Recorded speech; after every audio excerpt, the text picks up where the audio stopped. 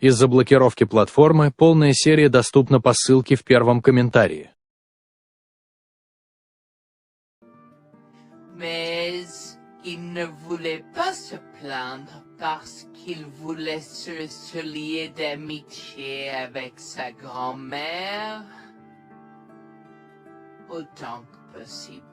En chemin, nous sommes passés devant une cabane ancienne avec des bouffées de fumée qui en sortaient. Dad. Oui, chérie, c'est une cabane.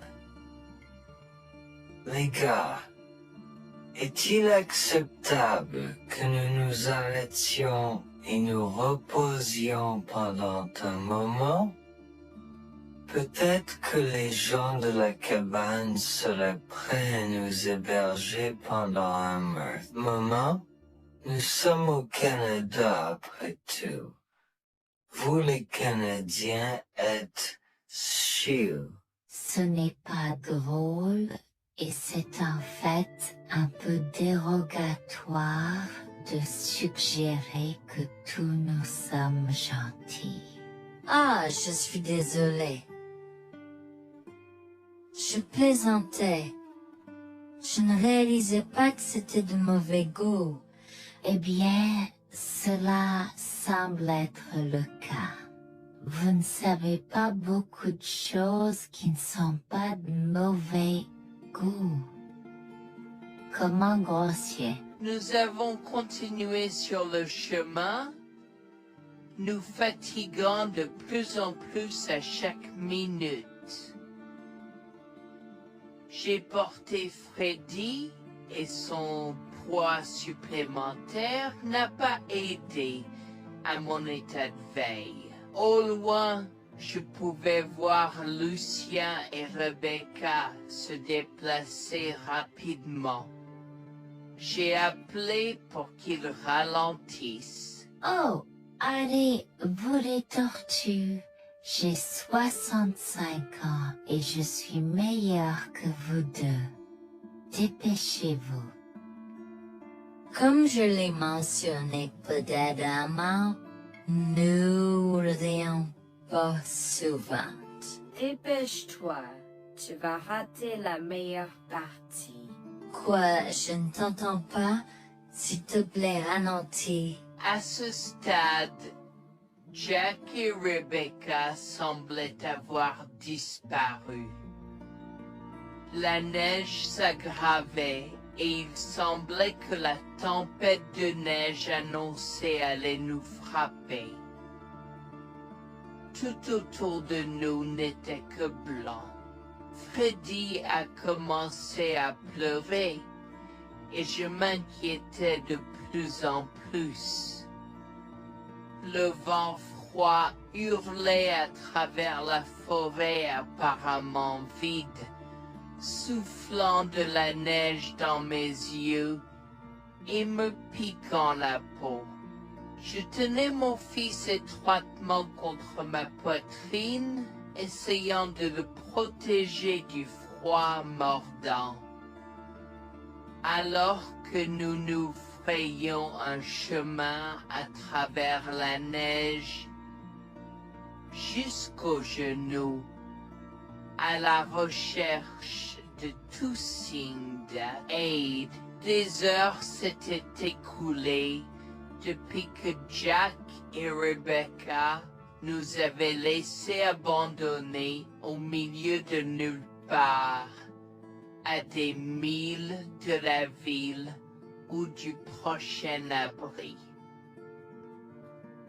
Wax attira contre elle et mon mari, mais plus que ça, j'avais peur pour la sécurité de mon fils.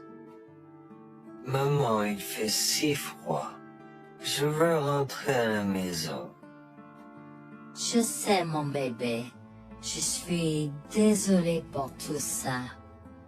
Je te promets que je vais trouver de l'aide pour nous, d'accord? Ne t'inquiète pas une seule seconde. Alors que nous trébuchions à travers les congères, je pouvais sentir mon corps s'affaiblir de minute en minute. Je savais que nous ne pouvions pas survivre dehors pendant longtemps, et trouver un abri était la priorité numéro 1. Mais juste au moment où je pensais que tout espoir était perdu, une lumière faible est apparue dans le lointain. Nous avons trébuché vers elle à moitié aveugle et à moitié gelé, jusqu'à ce que nous atteignions enfin la petite cabane aperçue auparavant, avec ses bouffées de fumée qui s'élevaient toujours dans le vent rude, nichée dans une clairière. Avec les quelques forces qui me restaient, j'ai frappé à la porte aussi fort que possible et je me suis effondré dessus. Maintenant, qui pourrait, oh Harold, apporter de l'eau bouillante et des couverts tout de suite? Un couple âgé et gentil nous a accueillis. Ils étaient si aimables de nous permettre d'enlever nos vêtements gelés, de nous baigner dans l'eau qu'ils ont tirée pour nous et de nous asseoir près du feu avec une nouvelle paire de vêtements et leur offrant une soupe chaude et des couvertures pour nous envelopper. Nous nous sommes blottis ensemble dans la chaleur. Mes sentiments de colère et de frustration ont commencé à bouillir. Comment ont-ils pu faire ça? J'espère qu'ils viennent dehors. Il y a plus de gens dehors. Nous devons aller les chercher. Non, ne te dérange pas, c'est ma belle-mère et mon mari inutiles. Ils nous ont laissé là pour geler. Tu dis un mensonge. Pourquoi ferais-tu une chose aussi horrible? Je savais que Becky était toujours comme ça, mais Lucia, pas moyen qu'il nous ferait ça. Attends une seconde. Becky, ce nom me dit quelque chose. Est-ce la dame avec une fine silhouette, les lèvres pincées et sérieuses tout le temps? Porte-t-elle des lunettes pourpres et une taupe sur l'aide sa lèvre spéa? La même. Comment la connaissez-vous?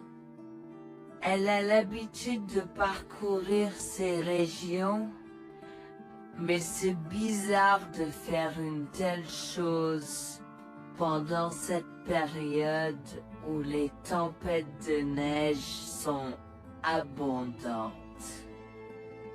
En fait, je ne l'ai jamais vue dans ces parages pendant cette période de l'année. Maintenant, chérie, s'il te plaît, dis-nous comment tu la connais. Je suis sa belle-fille. Nous sommes venus de Floride parce qu'elle n'avait jamais vu son petit-fils Freddy depuis sa naissance. Je voulais vraiment qu'ils se lient d'amitié et se connaissent, mais Anne semblait désintéressée, même après que nous soyons venus. de si loin. Freddy était blotti contre moi, endormi dans mes bras, avec un sourire sur son visage. Dieu merci, il allait bien. Dieu merci, il était en sécurité. Comment son petit corps a survécu tout cela? Encore un mystère pour moi. Mais plus je le regardais, plus je devenais frustré par son père, inutile, et sa grand-mère. Elle est magnifique. Cela nous fait pleurer de savoir que cela se produit. Vous voyez, nous n'avons pas d'enfants. Nous ne pouvions pas en avoir. Alors nous avons décidé de venir vivre sur les montagnes. C'est la vie que nous avons toujours voulu, mais nous ne pouvons pas combler les lacunes dans nos cœurs. Donc, entendre que quelqu'un qui a la chance d'avoir un tel petit enfant a choisi d'être négligent est quelque chose que nous ne pouvons pas pardonner. Tu sais, j'ai toujours eu un drôle de pressentiment à propos de Becky, je te l'ai dit, Harold. Cette femme n'est pas normale dans sa tête. J'ai crié après eux leur disant d'attendre pour nous, mais ils ont juste continué à aller de l'avant. Ils m'entendaient, mais ils choisissaient de ne pas m'écouter. Pourquoi aurait-il fait ça? Parfois, nous ne savons pas pourquoi les gens font les mauvaises choses qu'ils font. Tout ce que nous pouvons faire, c'est faire de notre mieux. Nous avons continué à converser le reste de la soirée, et aussi en colère que je fusse. Avec c'est-à-dire je m'ai fait submerger parce que je savais que Lucien et moi étions exécurés. Le matin est venu et il semblait que la tempête de neige se soit calmée. J'ai cherché sur divers sites web pour trouver des rapports météorologiques indiquant que c'était maintenant sûr de se déplacer dans la ville. Et la ville. J'ai échangé des coordonnées avec Georgina et Harold, les remerciant pour tout l'amour et les soins qu'ils nous ont montrés. Il n'y a pas besoin de nous remercier. Nous avons juste fait ce qui était juste. N'importe qui, avec la moitié d'un cœur, aurait fait la même chose.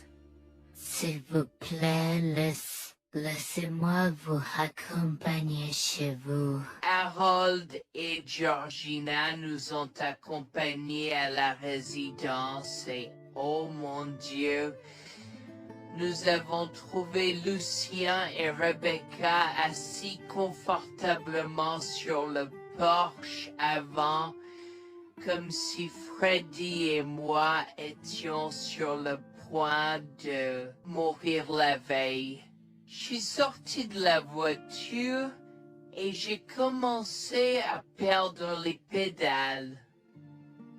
Qu'est-ce qui ne va pas chez vous, les gens? Comment pouvez-vous nous laisser là? Tu nous ralentissais et nous voulions voir la cascade gelée. Est-ce que tu plaisantes?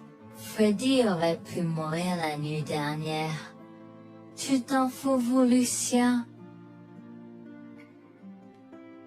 Pour être juste, tu aurais pu simplement rester à la maison si tu n'étais vraiment pas prêt pour cette aventure.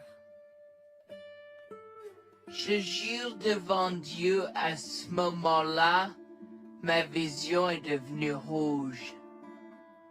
J'étais prêt à attaquer, à donner des coups de pied, à crier et à hurler pour que le monde entier entende à quel point ces gens étaient horribles.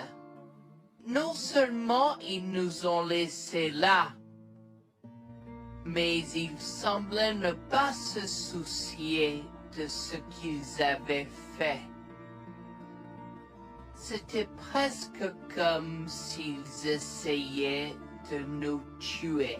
Avant que je ne puisse lancer une série d'actions et de mots qui ne pourraient pas être repris, Harold m'a retenu, me disant de me calmer, car Freddy était toujours dans la voiture avec Georgina. En assistant à toute cette scène, il m'a fallu un moment pour me calmer.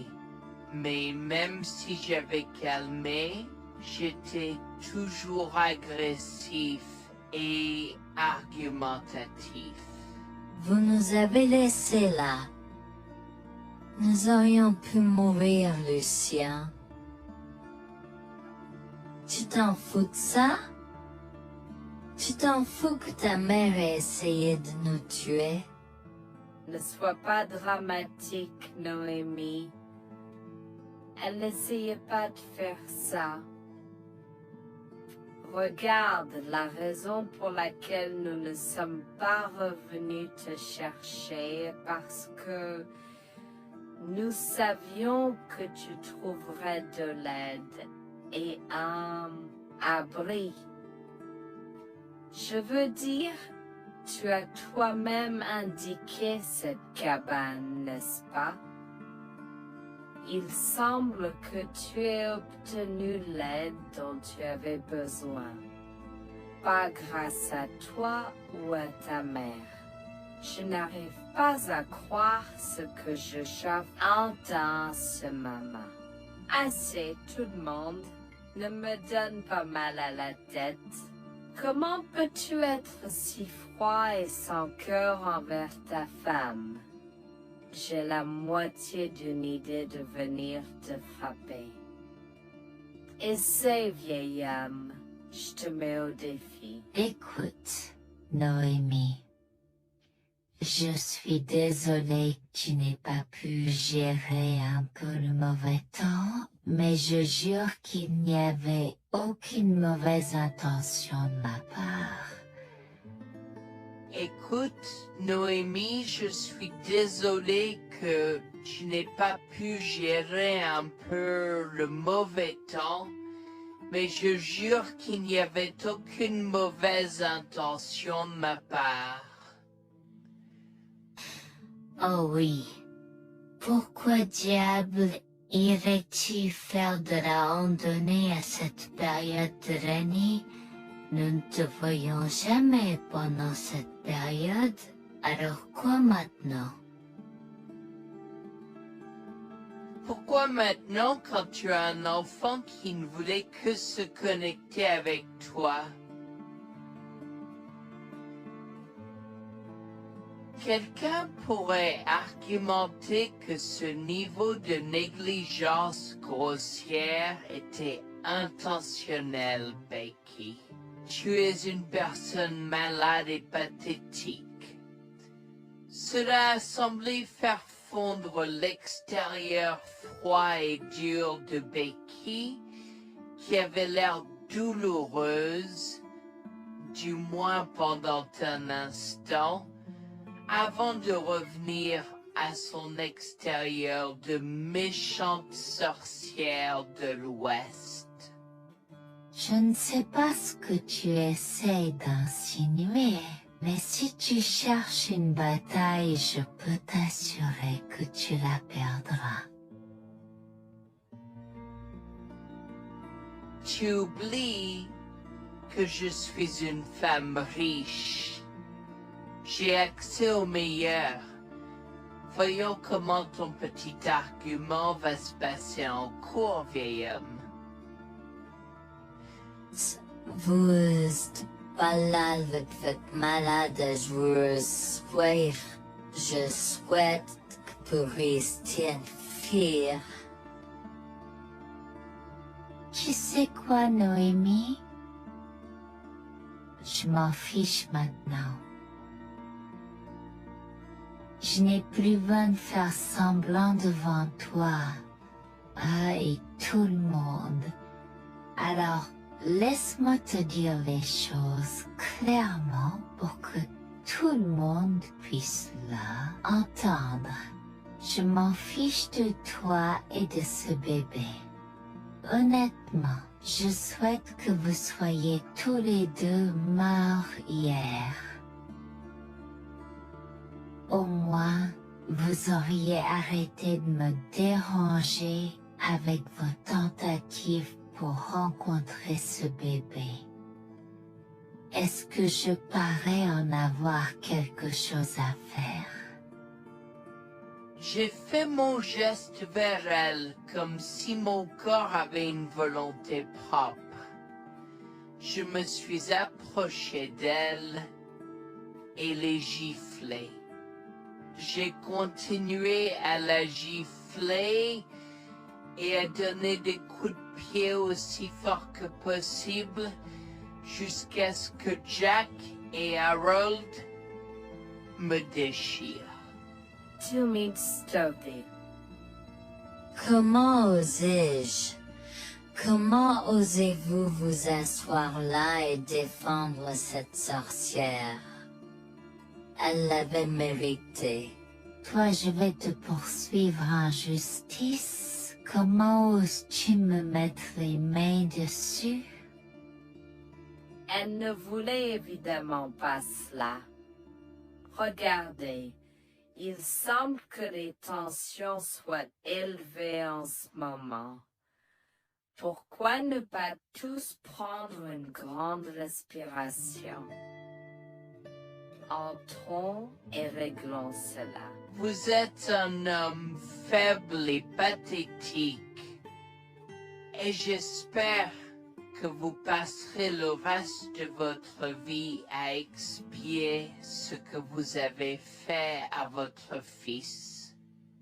Avant que Jack ne puisse répondre, je lui ai craché au visage avant de rentrer à l'intérieur, de prendre Freddy et ses affaires et de monter dans la voiture avec Georgina et Freddy. Maman, j'ai peur. Que se passe? Quoi tu combattu, grand-mère? Chérie, je suis vraiment désolée que tu aies dû voir ça. Les choses sont beaucoup plus compliquées ici et je ne veux pas te mentir. Mais je crains que tu ne sois un peu trop jeune pour comprendre. Mais pour l'instant, je suis désolée de devoir te dire que pour l'instant, il semble que grand-mère et papa ne veulent pas de nous ici. Nous ne pouvons pas être ici parce que papa et grand-mère ne sont pas très gentils et je ne veux pas que tu sois autour de personnes qui ne sont pas gentilles. Mais Georgina et Harold sont gentils, n'est-ce pas? Oui, j'aime Georgina et Harold. Harold et Georgina peuvent-ils être mes grands-parents? Oh mon Dieu, mon petit enfant, tu me fais pleurer. Bien sûr, je peux être ta grand-mère. Oh mon Dieu, mon petit enfant, tu me fais pleurer. Bien sûr, je peux être ta grand-mère. Je serai toujours ton ami et je te promets de prendre soin de toi si tu as besoin de moi. Harold a pris la voiture et nous a emmenés à un hôtel où nous avons pu nous reposer et nous remettre de nos émotions, mais malheureusement tout l'événement était un peu trop difficile à gérer. J'avais très peur pour l'avenir pour Dieu, tant Freddy que moi, car cela signifiait le divorce. Mais j'avais peur, Bertie, qu'ils obtiennent la garde de Freddy. Décidé de parler au gymnase et c'est peur de la question une fois que Freddy s'était endormi. Que vais-je faire? Je vais aller en prison? Nonsense. Cette sorcière ne portera pas plainte. Et si elle ne faisait? Elle ne le fera pas. Car nous avons des preuves de sa conspiration pour commettre un meurtre. Comment? Nous sommes toujours préparés, chérie. Nous avons secrètement enregistré toutes les preuves. Maintenant, vous pouvez emporter cet enregistrement avec vous et l'utiliser contre votre mari et belle-mère au tribunal. Vous êtes des anges déguisés. Comment avez-vous fait ça? Quand? Comment?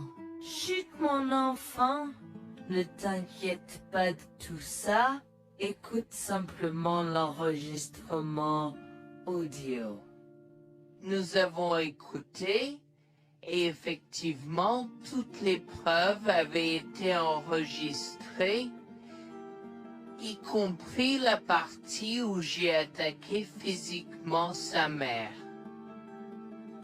Maintenant, ils vont me faire pour coups et blessures. Oh mon Dieu, pourquoi je fais ça? Maintenant, Bonjour, je m'appelle Jeanne et j'ai 37 ans. Je rédige ceci parce que l'année dernière a été très difficile pour moi et mon mari Jules. Nous avons beaucoup progressé depuis cet incident et je veux juste partager cette histoire pour aider quiconque pourrait se trouver dans une position similaire. Laissez-moi d'abord vous raconter comment j'ai rencontré mon mari, adorable. Tout a commencé de la manière la plus inattendue, dans un hôpital. Jules et moi nous sommes retrouvés à passer une longue nuit devant la salle d'urgence remplie d'inquiétude et incapables de partir. Jules était là parce que sa sœur avait eu un grave accident de voiture alors que ma mère a souffert d'une crise cardiaque. Dans cet espace partagé d'inquiétude et d'incertitude, nous avons trouvé du réconfort dans la présence de l'autre. Nous avons parlé facilement, découvrant un terrain d'entente et une compréhension réelle. Comme nous avons réalisé que cela prendrait un certain temps avant d'avoir des nouvelles des médecins, nous avons décidé de faire une pause et de prendre un café au café de l'hôpital. Nous ne savions pas que ces rencontres fortuites allaient changer nos vies à jamais. Au fur et à mesure que la nuit se transformait en aube, nous avons échangé des numéros avant de nous séparer à contre-séance. Pendant que la condition de ma mère se stabilisait et qu'elle commençait sa convalescence, la sœur de Jules faisait face à un voyage plus difficile. L'accident l'avait laissée avec de graves lésions de la moelle épinière et des blessures cérébrales, et elle était paralysée de la taille aux pieds. Jules était dévasté, partagé entre le soulagement qu'elle ait survécu et la tristesse face aux défis qu'elle allait maintenant affronter. Au cours des mois suivants, Jules et moi sommes restés en contact, nous nous soutenons émotionnellement pendant les convalescences de nos proches. Nos conversations ont progressivement changé, nous permettant de partager nos espoirs, nos rêves et nos peurs. Dans l'un de ces échanges sincères, Jules a eu le courage de m'inviter à prendre un café, un rappel significatif de l'endroit où notre connexion avait d'abord fleuri. Notre amour a grandi rapidement, alimenté par la fondation que nous avons construite pendant nos moments les plus sombres. Welfare vérifié de l'autre et avoir réfléchi. Cela n'a pas pris longtemps pour que nous réalisions que nous avions trouvé quelque chose de vraiment spécial. Après 2 ans de fréquentation, Jules m'a demandé en mariage. Avec une joie débordante, j'ai dit oui avec enthousiasme. Notre mariage était une petite et intime célébration, honorant l'amour qui est né de nos épreuves partagées. À ce moment-là, la sœur de Jules avait besoin de soins spécialisés, et il, étant le membre de la famille le plus proche, a pris la responsabilité. Cependant, il avait également besoin d'un travail temps plein pour gérer les factures qui s'accumulaient. Inquiète qu'il soit accablé, Jules a travaillé sans relâche pour subvenir aux besoins de sa sœur et de notre avenir ensemble. Un jour, je l'ai assis et l'ai rassuré en lui disant que nous étions une équipe faisant le défi de la vie ensemble. Chérie, j'ai besoin de te parler de quelque chose d'important. S'il te plaît, prends place. De quoi s'agit-il? Tu as l'air sérieuse, tout va bien? D'une certaine manière, non. Je t'ai vu lutter pendant un certain temps maintenant. Tu sais que tu peux me demander de l'aide, n'est-ce pas? Bien sûr que je le sais. Je ne veux juste pas t'imposer mes problèmes, tu sais. Mon chéri, nous sommes une équipe. Je veux que tu te souviennes toujours de ça. Nous faisons face aux défis de la vie ensemble et il n'y a rien d'individuel dans notre relation, seulement la nôtre. Je veux te soutenir, toi et ta sœur, de toutes les manières possibles. Cela signifie beaucoup pour moi, bébé. Tu as été incroyable tout au long de tout cela. Je ne sais pas ce que je ferais sans toi. C'est exactement pourquoi je voulais en parler. J'ai réfléchi à la prise en charge d'Abby et à l'impact que cela a sur ton travail. Et si nous envisageons de la placer dans une maison de retraite? Et avant que tu ne poses la question, je connais une bonne où ma grand-mère était vraiment heureuse. Elle a même préféré cela à vivre à Sameta. Je ne sais pas, je veux dire, c'est une décision importante et risquée à prendre. Je comprends, mais réfléchis grec. Cela permettrait de te trouver un meilleur emploi payant pour que nous puissions nous assurer qu'Abby reçoit les soins qu'elle mérite. Nous pouvons la visiter régulièrement et être toujours là pour elle. Mais cela soulagerait une partie de la charge sur tes épaules. Tu as raison. C'est un choix difficile, mais je fais confiance à ton jugement. Je suis heureuse que tu me laisses enfin t'aider. Crois-moi, les choses sont plus faciles quand on peut partager ses fardeaux avec quelqu'un. Je veux dire, c'est comme ça que nous nous sommes trouvés, non? Comment pourrais-je jamais l'oublier? Je t'aime tellement. Merci de rester à mes côtés. Tais-toi, pas besoin de remerciements. Tu sais que je serai toujours là pour toi. Je t'aime aussi, chérie. Jax m'a fait confiance et nous avons trouvé une maison de retraite pour Abby. Au cours des prochains mois, Jax a trouvé un travail mieux rémunéré et a rendu visite à sa sœur tous les jours. Le rétablissement d'Abby a progressé de manière surprenante bien qu'elle soit paralysée. Elle a commencé à se déplacer dans la maison de retraite dans son fauteuil roulant, déterminée à explorer. La maison de retraite permettait aux résidents de sortir avec des membres de leur famille enregistrés, alors je lui ai envoyé une allocation mensuelle pour l'aider à s'amuser. La mère de Jax, Grégoire, a entendu parler de son dévouement au bien-être d'Abby et des efforts qu'il a déployés pour s'occuper d'elle. Grégoire est venu à notre domicile, les larmes aux yeux, pour exprimer à quel point il était fier de son fils. Mère, pourquoi pleures-tu? Qu'est-ce qui ne va pas? Je veux juste que tu saches à quel point je suis fier de toi, Jules. Tu as montré une telle force et compassion en prenant soin d'Abby. Je ne pourrais pas être plus fier d'avoir élevé un fils aussi merveilleux. Eh bien, merci, mère. Je fais juste ce que je peux pour Abby. C'est pas facile, mais je l'aime et je veux m'assurer qu'elle va bien. Tu as fait plus que suffisamment, mon chéri. Je ne veux pas que tu portes ce fardeau seul. Je veux prendre le relais et rendre visite à Abby plus fréquemment. Tu dois te concentrer sur ton travail et ta propre vie. Abby sera bien prise en charge. Fais-moi confiance. Eh bien, ce n'est pas comme si je l'avais fait seule. Jeanne a été à mes côtés, me soutenant à chaque étape du chemin. Nous sommes une équipe et nous sommes tous les deux engagés dans le bien-être d'Abby. Oh, je sais que Jeanne a été là, mais tu as fait tellement, Jules. Il est temps que tu priorises ta propre vie et ta carrière. Abby sera entre de bonnes mains. Fais-moi confiance. D'accord, mère, si tu es sûre de toi, alors j'accepterai. Mais je veux que tu saches que c'était un plaisir de prendre soin d'Abby et que je serai toujours là pour elle, quoi qu'il arrive. Je t'apprécie, Jules, mais il est temps pour toi et Jeanne de vous concentrer sur vos futurs. Fais-moi confiance, ce sera pour le mieux. D'accord, mère, si tu crois que c'est la bonne chose à faire, alors j'irai avec. Promets juste de bien t'occuper d'Abby. Je te le promets, maman, tu peux compter sur moi. Maintenant, m'en va et concentre-toi sur ton travail. Laisse-moi m'occuper de la garde d'Abby.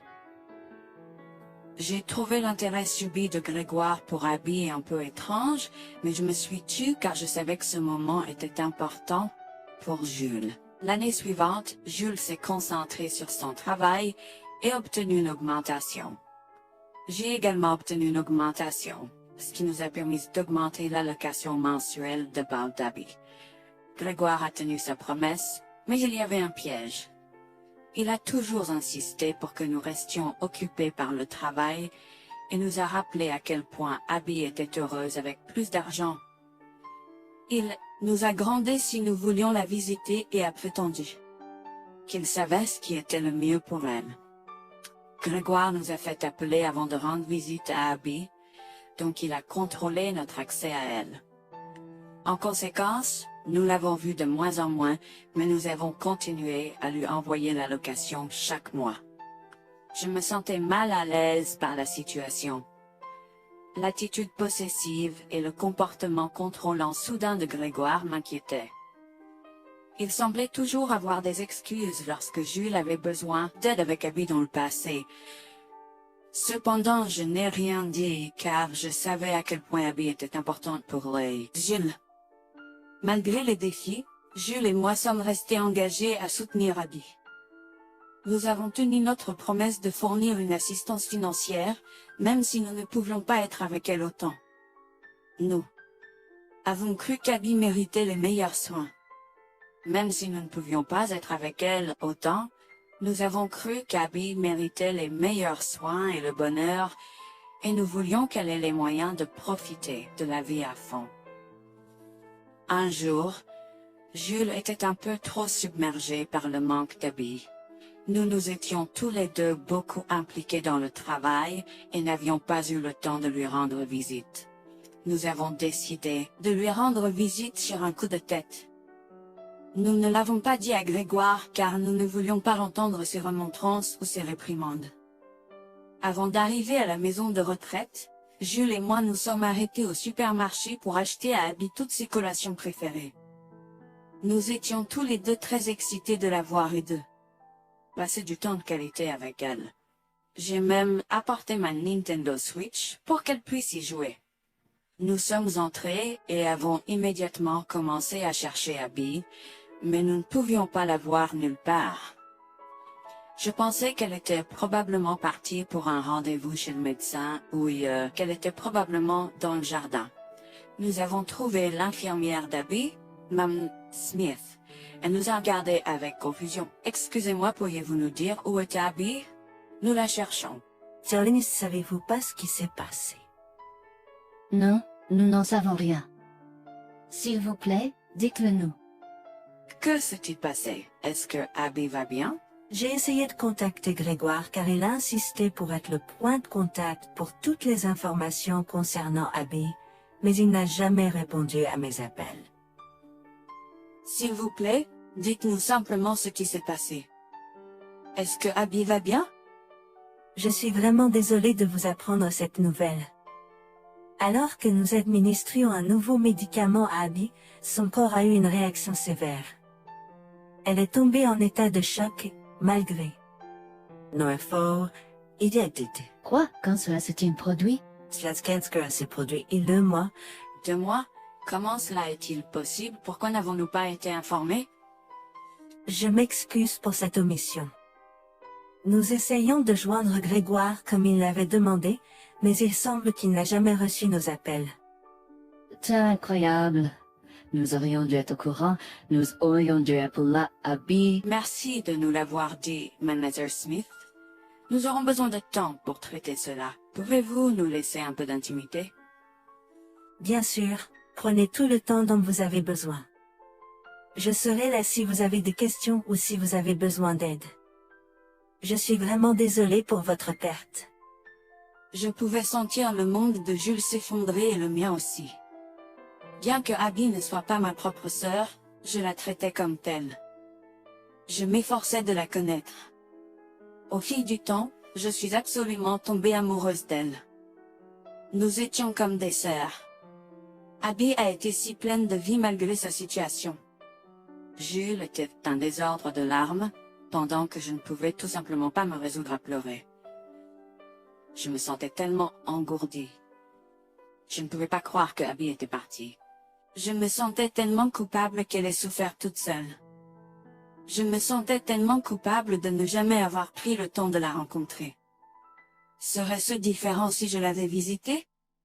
Je savais que Jules se sentait de la même manière que moi. Je savais que nous ne pouvions pas continuer à rester là et à pleurer. Alors je l'ai guidée gentiment hors de l'installation. Le trajet de retour à la maison était silencieux, alors que le chagrin enveloppait nos âmes. Quand nous sommes arrivés à la maison, nous nous sommes tous les deux effondrés en pleurs dans les bras, un de l'autre. Nous avons pleuré et pleuré pendant ce qui semblait être des heures.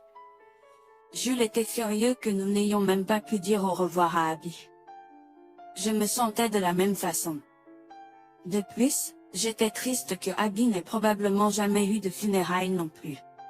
À ce moment-là, j'ai eu une soudaine réalisation qui m'a frappé dur. Grégoire était censé prendre soin de Abby, mais quelque chose n'allait pas.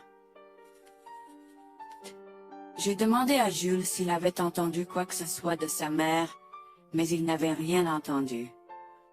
Alors que nous rassemblions les pièces, la colère bouillonnait en nous. Nous avons réalisé à quel point Grégoire nous avait manipulés avec soin, nous volant notre connexion à Abby et profitant de notre gentillesse. Le fait qu'elle ait probablement pris toute l'allocation d'Abby pour elle-même, la laissant sans rien, a encore plus attisé notre colère. Jules était prêt à confronter sa mère, mais j'ai réussi à réfléchir plus clairement. Chérie, je sais que tu es furieux et veux confronter ta mère, mais réfléchis en grec. Je ne veux pas y réfléchir. Je veux lui demander pourquoi elle a fait ça. Qu'a-t-elle gagné à faire ça à Abby?